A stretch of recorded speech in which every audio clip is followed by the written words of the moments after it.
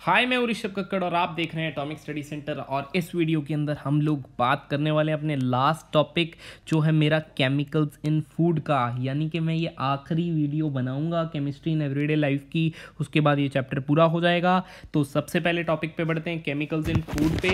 तो केमिकल्स जो फूड में डाले जाते हैं बच्चों, क्यों डाले जाते हैं? ताकि फूड में कलर आ सके, फूड में स्वीटनेस आ सके, फूड में स्वीटनेस बढ़ सके, फूड आपका थोड़े टाइम तक बच सके, यानी कि उसके अंदर एंटीऑक्सीडेंट्स यानी कि वो ऑक्सीडाइज होने से रोकेगा, प्रिजर्वेटिव्स यानी कि वो प्रिजर्व करेगा, लंबे समय तक आपका फूड चलेगा।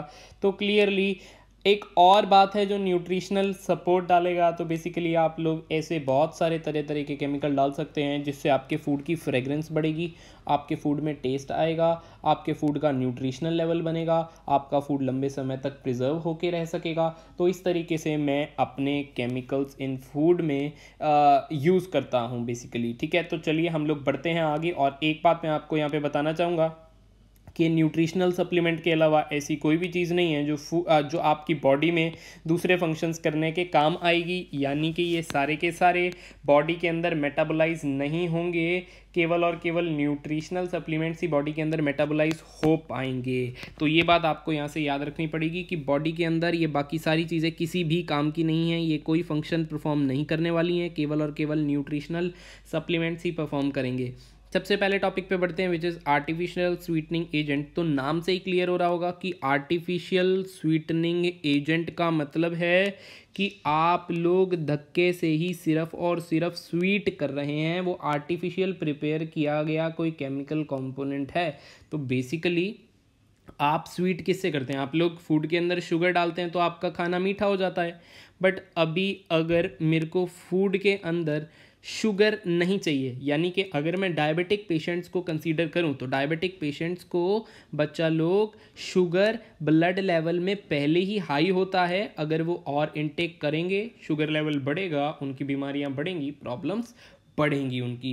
तो क्लियरली मैं यहाँ से चाहता हूँ कि मेरे पास कोई ऐसी चीज़ हो जो ज़ुबान पे मिठास लाए बट मेरे ब्लड के अंदर शुगर लेवल ना इंक्रीज़ करे, यानी कि वो शुगर नहीं होना चाहिए। तो इसीलिए मैं उनको आर्टिफिशियल शुगर के नाम से भी जानता हूँ और वो डायबिटिक पेशेंट्स यूज़ करते हैं।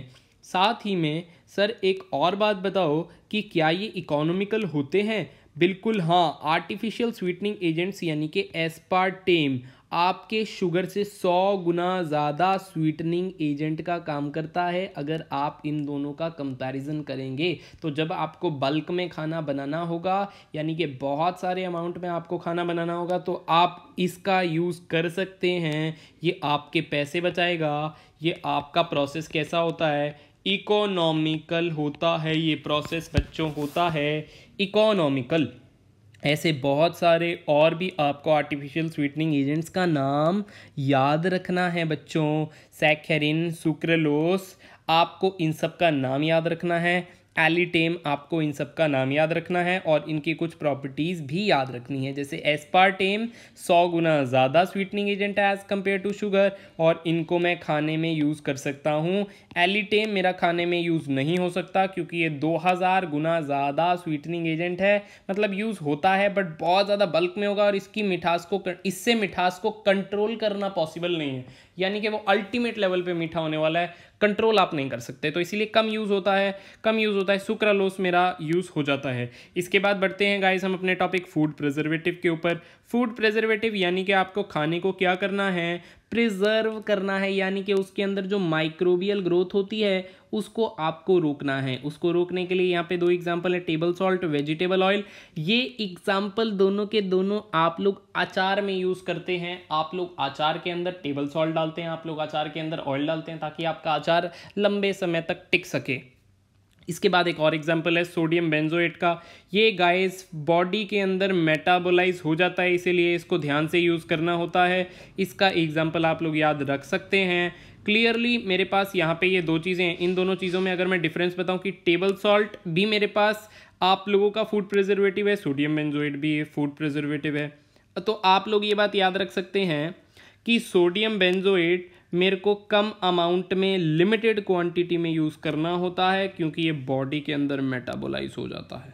ठीक है। और टेबल सॉल्ट तो आप लोगों की बॉडी में वैसे ही काफ़ी फंक्शंस परफॉर्म करेगा, कोई हार्म नहीं करेगा, बट ये आपकी बॉडी को हार्म करने वाला प्रिजर्वेटिव है, तो ध्यान से इसका यूज़ करना बहुत ज़्यादा ज़रूरी है। तो इस टाइप के डिफरेंस छोटे छोटे ही हैं, बट आप लोग को याद रखने हैं। लाइक स्कॉर्बिक एसिड और प्रोपेनोइक एसिड एक और 2 टाइप के और प्रिजर्वेटिव हैं, तो ये भी आप याद कर सकते हैं। इन टेक्स्ट का क्वेश्चन आया, why do you we require artificial sweetening agents for diabetic patients. आप लोग इसका आंसर दे सकते हैं, 1 नंबर में इतना बहुत है। या फिर आप लोग और भी बना सकते हैं कि इकोनॉमिकल प्रोसेस होता है, बल्क में जब भी मुझे स्वीट करना होता है विदाउट एडिंग शुगर, क्योंकि शुगर ऐड करेंगे इतने सारे अमाउंट को मीठा करने के लिए तो बहुत महंगा पड़ेगा मेरे को। तो क्लियरली आप लोग ये 2 आंसर लिख सकते हैं, 1 नंबर आराम से मिल जाएगा। इसके बाद बच्चों कुछ होते हैं मेरे पास एंटीऑक्सीडेंट्स। एंटीऑक्सीडेंट्स का काम क्या होता है, मेरे फूड को ऑक्सीडाइज होने से रोकते हैं। एंटीऑक्सीडेंट्स मेरे फूड को ऑक्सीडाइज होने से रोकते हैं। एंटीऑक्सीडेंट्स को आप लोग सेल्फ सेक्रीफाइजिंग मटेरियल भी कहते हैं, सेल्फ सेक्रीफाइजिंग मटेरियल भी कहते हैं, सेल्फ सेक्रीफाइजिंग मटेरियल भी कहते हैं। ठीक है, ऐसा क्यों कहते हैं, देखिए एंटीऑक्सीडेंट्स क्या काम करेंगे ना, आपके फूड के अंदर एंटीऑक्सीडेंट डले, आपके फूड के ऊपर एक लेयर डल गई, वो लेयर खुद पहले ऑक्सीडाइज होती है और आपके फूड को ऑक्सीडाइज होने से रोकती है, इसीलिए इसको मैं कहता हूं सेल्फ सैक्रिफाइसिंग मटेरियल। और इनके कुछ एग्जाम्पल हैं जो आप लोग याद रख सकते हैं। आप लोग एंटीऑक्सीडेंट्स के बहुत सारे एग्जाम्पल हैं वैसे तो, बट मैं एक कॉमन ही एग्जाम्पल देना चाहूँगा जो है आपका BHT। BHT stands for butylated हाइड्रोक्सीटोलुइन।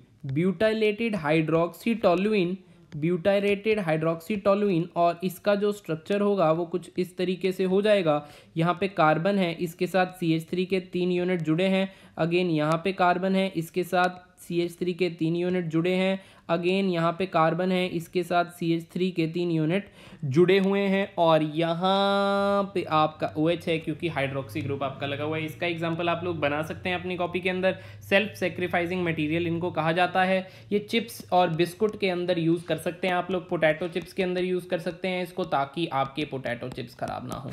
आगे बढ़ते हैं हम लोग। एंटीऑक्सीडेंट्स की चर्चा हमने यहाँ से कर ली। इसके बाद बच्चों हमको चर्चा करनी है एडिबल कलर की। एडिबल कलर्स की भी चर्चा हम लोग यहाँ पे कर सकते हैं। एडिबल कलर्स क्या होते हैं बच्चों, जो आपके फूड में कलर लाएंगे। इसका एक ही एग्जांपल आप लोग याद रखिए, टेट्राजीन। टेट्राजीन कैंसर सस्पेक्ट भी है, इसीलिए ये थोड़ा सा इंपॉर्टेंट हो जाता है। This is a cancer suspect. ठीक है, तो इस तरीके से आपने सारे टॉपिक्स पढ़ लिए हैं जो आगे आप लोग को समझाए गए थे। और मैं बढ़ता हूँ अपने अगले टॉपिक जो है मेरा क्लींसिंग एजेंट्स की ओर। क्लींसिंग एजेंट्स को बहुत ज़्यादा ध्यान से देखना है। इसके बारे में मेरे को 2 चीज़ें पढ़नी है यहाँ से, सोप्स के बारे में और सिंथेटिक डिटर्जेंट्स के बारे में। सबसे पहले मैं पढ़ूंगा सोप्स के बारे में। सोप्स की रिएक्शन करूंगा जिसका नाम होता है बच्चों सेपोनिफिकेशन। सेपोनिफिकेशन के अंदर मेरे को कुछ फैटी एसिड लेने पड़ते हैं, मेरे को यहाँ पे फैट्स लेने पड़ते हैं बेसिकली। उन फैट्स को एल्कली की प्रेजेंस में हीट करना पड़ता है और जब ये रिएक्शन होती है तो मेरे पास मिला मुझे सोडियम स्टीरेट, और यही आप लोगों का सोप है जिसको आप लोग सोडियम क्लोराइड डाल के पिपिट जिसका सेपरेट आउट कर लेंगे और सॉल्यूशन में बचेगा ग्लिसरॉल और आपका कुछ अलग से मटेरियल, जिसको आप लोग फर्दर ग्लिसरॉल निकालने के लिए फ्रैक्शनल डिस्टिलेशन का इस्तेमाल करेंगे और ग्लिसरॉल अलग कर लेंगे। तो यहाँ से सोप की कहानी जिसको बोला सेपोनिफिकेशन, वो आपको याद रखनी है सारी की सारी। दूसरी बात, यहाँ पे आप लोग NaOH डाला तो एल्कली आप लोग KOH भी ले सकते हैं, क्योंकि यहाँ पे जो सोप पोटेशियम वाला मिलेगा वो सोडियम वाले सोप से स्किन के लिए काफ़ी ज़्यादा बेहतर होता है, तो आप लोग पोटेशियम का सोप भी बना सकते हैं। तो क्लियरली इसके बाद मेरा टॉपिक आता है types of soaps. Types of soaps के अंदर आपको केवल याद रखना है कि कितने तरीके के सोप है मेरे पास। टॉयलेट सोप होता है, ट्रांसपेरेंट सोप होता है, शेविंग सोप होता है, लॉन्ड्री सोप होता है, मेडिकेटेड सोप होते हैं, सोप का पाउडर होता है मेरे पास। तो क्लियरली ये सारी बातें आप लोग ध्यान रख सकते हैं। इनके बारे में छोटी छोटी सी बातें यहाँ पे लिखी हैं जो आपको बिल्कुल भी रट्टा नहीं मारनी है, सिर्फ और सिर्फ ध्यान रखनी है। इसका केवल और केवल आप लोग एक बार रीडिंग ही लेंगे, सिर्फ इसको एक बार रीड ही करना है ताकि आपके दिमाग में ये चीज़ें बैठ जाएं और जैसे ही आपको क्वेश्चन दिखे आप लोग टिक करें और आगे पड़ जाएं। रटना इसको नहीं है, इसलिए मैंने नहीं बताया। एक और बात आपको यहाँ पे क्लींसिंग एक्शन ऑफ सोप का पता होना चाहिए। क्लींसिंग एक्शन ऑफ सोप के अंदर क्या होती है, मिसेल फॉर्मेशन होती है। मिसेल फॉर्मेशन होती है। क्लींसिंग एक्शन ऑफ सोप अगर मैं आप लोगों को समझाऊं तो सबसे पहले मैं यहाँ पे सोप का मॉलिक्यूल बना देता हूँ।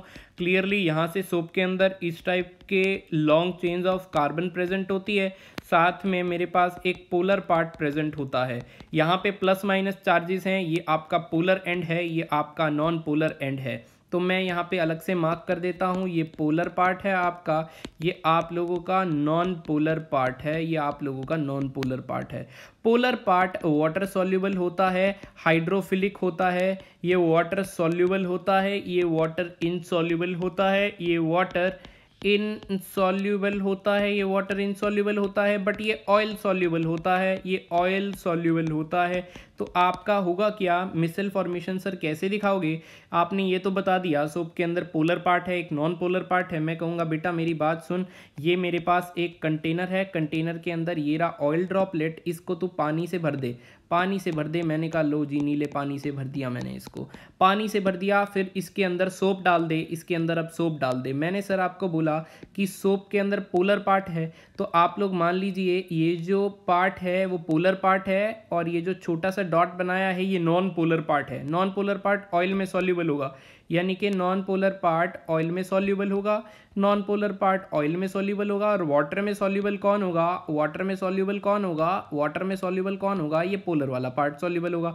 जब आप लोग अपने कपड़े को स्क्रब करेंगे सोप के सॉल्यूशन के साथ, तो होगा क्या बेसिकली वाटर के साथ ये वॉश आउट हो जाएगा बड़ा वाला पार्ट, और बड़े वाले पार्ट के साथ ये छोटा वाला पार्ट, और छोटे वाले पार्ट के साथ ये ऑयल जो स्टिक हो गई है वो निकल करके आपके कपड़े से अलग हो जाएगी, और आपकी पानी के ऊपर आपको ऑयल तैरता नजर आ सकता है। और इसी को आप लोग कहते हैं क्लींसिंग एक्शन ऑफ सोप। और इसी टाइप की जो फॉर्मेशन हुई है इसको कहते हैं आप लोग मिसेल फॉर्मेशन, इसको कहते हैं आप लोग मिसेल फॉर्मेशन। तो इस तरीके से आपका सोप काम करता है पानी के अंदर। तो यहाँ से क्लींसिंग एक्शन ऑफ सोप मैंने आपको समझा दिया है। इसके बाद एक क्वेश्चन आया मेरे पास बच्चों, इसके बाद एक क्वेश्चन आया, यहाँ से आप लोग इन सारी जानकारियों को नोट कीजिए और मैं इनको साफ कर देता हूँ। इसके बाद अगला क्वेश्चन आया मेरे पास, why do soap does not work in hard water. तो याद रखना है, काफ़ी ज़्यादा इंपॉर्टेंट क्वेश्चन है। हार्ड वाटर के अंदर मेरे पास कैल्शियम और मैग्नीशियम के आयंस होते हैं। कैल्शियम मैग्नीशियम के आयंस के साथ सोप इंटरैक्ट करके इनसॉल्युबल पार्ट बनाता है, जिसको आप लोग स्कम भी बोलते हैं, जिसको आप लोग नाम देते हैं स्कम। ये स्कम एक प्रेसिपिटेट टाइप का होता है, ये एक गमी मास होता है या फिर कोई चिपचिपा सब्सटेंस होता है। जब भी आप हार्ड वाटर से अपने हेयर वॉश करते हैं तो आपका बाल जो होता है वो ड्राई और चिपचिपा हो जाता है। वो चिपचिपा सब्सटेंस जो होता है वो स्कम होता है, जो मैग्नीशियम और कैल्शियम के सॉल्ट्स के साथ रिएक्ट करके सोप बनाता है। क्लियरली अगर मैं अपने कपड़े धोऊंगा हार्ड वाटर के अंदर तो क्लियरली उसके ऊपर वो चिपचिपा सब्सटेंस चिपक जाएगा, और जब मैं अपने उसी कपड़े को डाई करूंगा तो वो इवनली डाई नहीं एब्जॉर्ब होगा, क्योंकि वो चिपचिपे सब्सटेंस पे भी कुछ ना कुछ डाई लगेगा और अनइवन बहुत ज़्यादा क्रिएट हो जाएगा और बिल्कुल अच्छा नहीं होगा, कपड़ा ख़राब हो जाएगा। तो क्लियरली ये सारी बातें आप लोगों को यहाँ से ध्यान रखनी थी। इसके बाद बच्चों मैं आगे बढ़ता हूँ और आगे आते हैं मेरे पास सिंथेटिक डिटर्जेंट्स। सिंथेटिक डिटर्जेंट्स और सोप में ये अंतर है कि सिंथेटिक डिटर्जेंट्स हार्ड हो या सॉफ्ट हो सबके साथ रिएक्ट करेगा। हार्ड वाटर हो या सॉफ्ट वाटर हो सबके साथ रिएक्ट करेगा। सबके साथ क्लींसिंग एजेंट अच्छी ही प्रॉपर्टी शो करेगा, यानी कि ये काफ़ी ज़्यादा स्ट्रॉन्ग है, इनकी एक्शन काफ़ी ज़्यादा स्ट्रॉन्ग है। इनका क्लींसिंग एक्शन काफ़ी ज़्यादा स्ट्रॉन्ग है बच्चों, काफ़ी ज़्यादा स्ट्रॉन्ग है। और ये हार्ड वाटर के अंदर भी अपना क्लींसिंग एक्शन शो करेगा, यानी कि फोम सी क्रिएट करेगा, जिससे आपकी साफ़ सफाई हो जाएगी। क्लियरली मेरे को सिंथेटिक डिटर्जेंट्स के अंदर 3 टाइप के डिटर्जेंट्स पढ़ने हैं। एक पढ़ना है अनायनिक डिटर्जेंट, एक पढ़ना है कटायनिक और एक पढ़ना है नॉन आयनिक डिटर्जेंट्स। सबसे पहले आते हैं एनायनिक डिटर्जेंट्स के अंदर, और एनायनिक डिटर्जेंट्स के अंदर ध्यान ये रखना है कि इसके अंदर मेरे पास सल्फेट की लॉन्ग चेन्स होती हैं, यानी कि anionic detergents are sodium are sodium salts of sulphonated long chains of alcohol hydrocarbons, यानी कि एल्कोहल जब H2SO4 यानी कि एसिड के साथ रिएक्ट करेगा लॉन्ग चेन ऑफ सल्फेट देगा, देन इसको न्यूट्रलाइज करने के लिए बेस डाला, जिससे मेरे पास ये जो लार्ज पार्ट था ये अनायन बन गया था और यहाँ पे ये कटायन अलग से बन गया था। तो क्लियरली यहाँ से देख सकते हो इसका नाम अनायनिक डिटर्जेंट इसलिए पड़ा होगा क्योंकि इसके अंदर लार्ज पार्ट जो है वो क्या है, वो एक अनायन है, इसके अंदर सल्फेट होते हैं। ये दो रिएक्शंस आप लोगों को याद रखनी है, इन कंपाउंड्स के नाम आप लोगों को याद रखने हैं। क्लियरली आप लोग इसको नोट कर सकते हैं। यहाँ से अनायनिक डिटर्जेंट्स के यूजेस देख सकते हैं कि ये टूथपेस्ट के अंदर यूज़ होता है। इसके बाद आती है बारी कटायनिक डिटर्जेंट्स की। कटायनिक डिटर्जेंट्स क्या होते हैं, अमोनियम सॉल्ट होते हैं ऑफ क्लोराइड एंड ब्रोमाइड्स के। तो यहाँ से क्लियरली आपको अमोनिया का सॉल्ट दिख रहा होगा जिसका नाम सिट्राइल ट्राइमिथाइल अमोनियम ब्रोमाइड है, यहाँ पे दिया हुआ है यार। क्लियरली आप लोग इसको देख सकते हैं। कटायनिक डिटर्जेंट्स अमोनियम सॉल्ट होते हैं, quaternary ammonium salts of amines with chlorides bromides as anions. Clearly large part इसके अंदर क्या है, कटायन है, इसीलिए इसको कटायनिक डिटर्जेंट बोला जाता है। साथ में ये थोड़े से ज़्यादा एक्सपेंसिव होते हैं, इसीलिए इनका यूज़ कम किया जाता है as compare to anionic detergents. आगे बढ़ते हैं हम लोग बच्चों। अगला आता है नॉन आयनिक डिटर्जेंट्स। क्योंकि इसके अंदर आयन्स नहीं हैं तो मैं बोलूँगा ये कि ये माइल्ड होते हैं, माइल्ड डिटर्जेंट्स होते हैं। और माइल्ड डिटर्जेंट्स आपके फेस वॉश के अंदर यूज़ होते हैं, या फिर और थोड़ा सा बोलें तो डिश वॉश के अंदर भी आप लोग यूज़ करते हैं। फेस वॉश के अंदर तो और ज़्यादा माइल्ड होगा, डिश वॉश के अंदर थोड़ा सा स्ट्रांग होगा, बट वो माइल्ड की कैटेगरी में ही आएगा और इसी की कैटेगरी में आएगा। इसका एक एग्जाम्पल आप लोग याद रखेंगे कि किस टाइप से इसकी फॉर्मेशन हुई है। दूसरा आप लोगों को याद ये रखना है कि ये हाईली ब्रांच्ड जब होते हैं, जब इनमें ज़्यादा ब्रांचिंग होती है तो पानी में जाने के बाद, यानी कि जब ये नालियों में जाएगा, यानी कि जब ये रिवर में जाएगा, तो ये कार्बन की चेन इसकी डिग्रेड नहीं होगी, मतलब टूटेगी नहीं, तो नालियों के ऊपर आपकी वाइट कलर की फोम पैदा कर देगा, जिससे आपका पानी जो है ख़राब हो जाएगा। तो ये इसके लिमिटेशंस है बेसिकली। मेरे को इसके अंदर ये ध्यान रखना होता है कि अगर मैं नॉन आयनिक डिटर्जेंट लूँ तो वो हाईली ब्रांच्ड ना हो,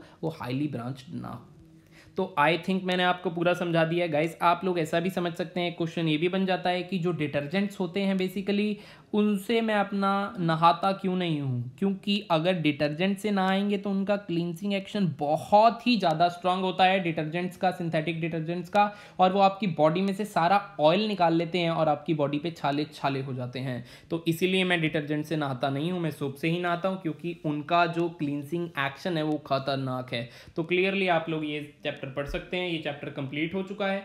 इसके क्वेश्चन आप लोग रीड मारें, सारे के सारे हो चुके होंगे। आई होप आपको बहुत अच्छे से समझ में आया होगा। वीडियो को लाइक, चैनल को सब्सक्राइब करना बिल्कुल नहीं भूलें और मिलते हैं आपसे अगली वीडियो में।